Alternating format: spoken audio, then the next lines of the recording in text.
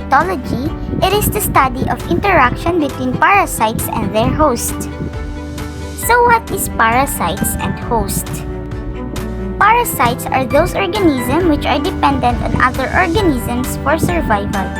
And the host are those organisms that provide nutrition to the parasites. There are two main classes of parasites. We have the protozoa and the metazoa or the helminths. Helminths, also known as parasitic worms, are a diverse group of organisms that belong to the phylum Platyhelminthes. Helminths can be classified or divided into two groups, which are the Platyhelminthes, or also known as the flatworms, and the other one is the nematodes, which is also called as the roundworms. Protozoa are single-celled organisms that belong to the kingdom Protista. They are incredibly diverse with over 65,000 known species, and they can be found in almost every habitat on Earth, from the bottom of the ocean to the soil in our backyard. One of the defining characteristics of protozoa is their ability to move. Most protozoa have some form of motility, whether it be through cilia, flagella, or pseudopods. Protozoa are primarily heterotrophic, meaning they rely on other organisms for food. They can be predators, feeding on bacteria and other small organisms, or they can be parasites living off larger hosts. There are three types of host: definitive host, intermediate host, and paratenic host. Let's talk first about the definitive host. A definitive host is a host in which the parasite reaches maturity and undergoes sexual reproduction, ultimately producing offspring that can be transmitted to other hosts. The presence of a definitive host is a key aspect of many parasite life cycles.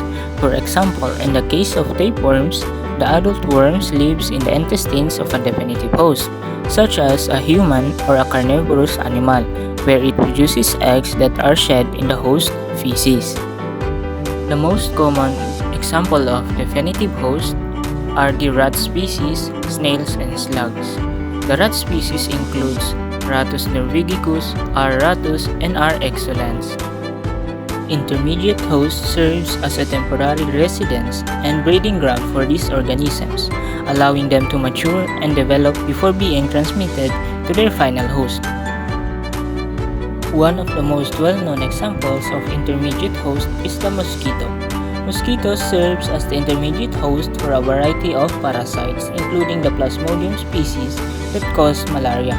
When a mosquito bites an infected human, it ingests the parasite along with the blood. The parasite then goes through several stages of development within the mosquito before being transmitted to another human when the mosquito feeds again. Without the mosquito as an intermediate host, the parasite would not be able to complete its life cycle and infect new hosts. Paratenic hosts, also known as transport hosts or pseudoparasites, are organisms that are not essential for the completion of parasite's life cycle, but serves as a temporary reservoir for the parasite. These hosts become infected with the parasite either by ingesting the parasite's eggs or larvae, or by ingesting another host that is already infected with the parasite. Once the parasite enters the paratenic host, it does not undergo any further development or reproduction, but remains viable until it is ingested by a definitive host. Parasites can be classified based on the location, duration, and the habitat.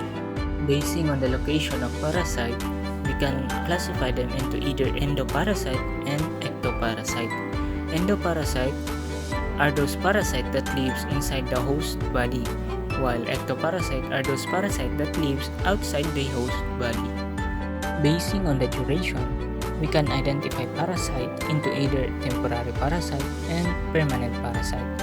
Temporary parasites are those organisms whose parasitic mode of life is limited to a few or even one stage of development. On the other hand, permanent parasite is when a parasite is permanent. Several generations occur in or on the host of infested individual. Basing on habitat, we can classify a parasite into obligate, facultative, accidental, and aberrant.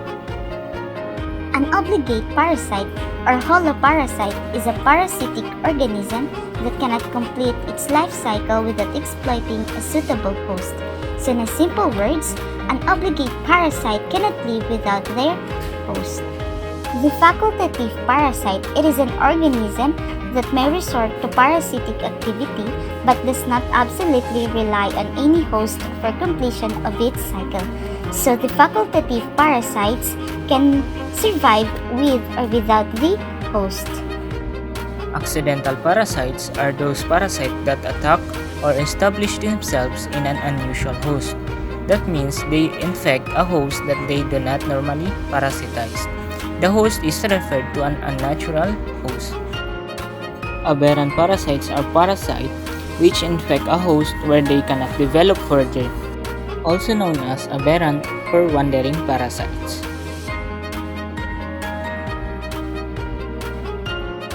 Mutualism is a relationship between two or more organisms in which all parties involved benefit from the interaction.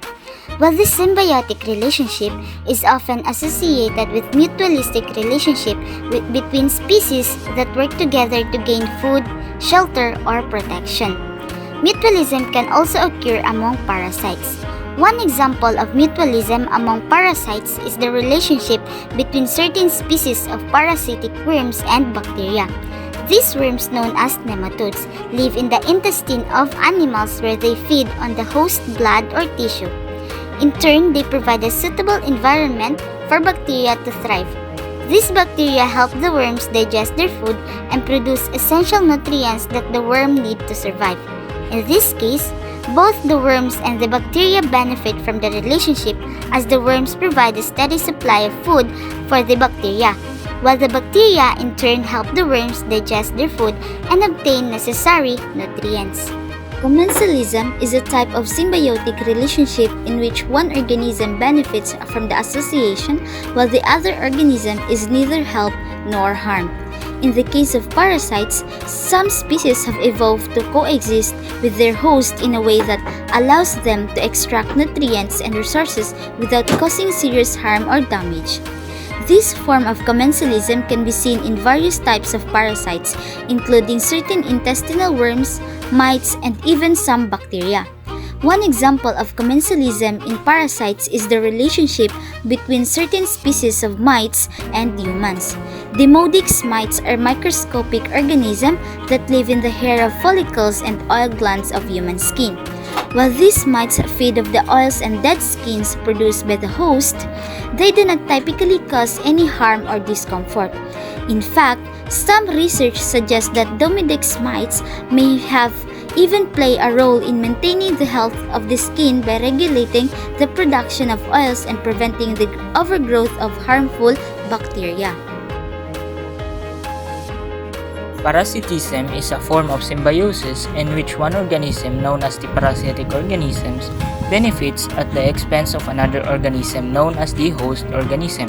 In this relationship, the parasitic organism directly harms the host organism in order to survive and reproduce. One of the key characteristics of parasitism is that the parasitic organism relies on the host organism for its survival. This can involve parasitic organisms feeding on the host organism's tissues or body fluids, ultimately weakening or even killing it in the process. Parasites can range in size from microscopic organisms like bacteria and protozoa to larger organisms like worms and insects. One of the most well-known examples of parasite is the malaria parasite or Plasmodium. This microscopic organism is transmitted to human through the bite of an infected mosquito. Once inside the human body, the parasite multiplies in the liver and red blood cells, causing symptoms such as fever, chills, and fatigue. If left untreated, malaria can be fatal. It is estimated that over 200 million people worldwide are infected with malaria each year, making it one of the most significant parasitic diseases. Another example of parasite is tapeworms. These long, flatworms can live in the intestines of animals and humans. The tapeworm absorbs nutrients from the host digestive system, causing symptoms such as weight loss, abdominal pain, and nutritional deficiencies. In severe cases, tapeworm infections can lead to complications such as intestinal blockages and organ damage. One common way of getting infected with tapeworms is by consuming undercooked meat or contaminated water.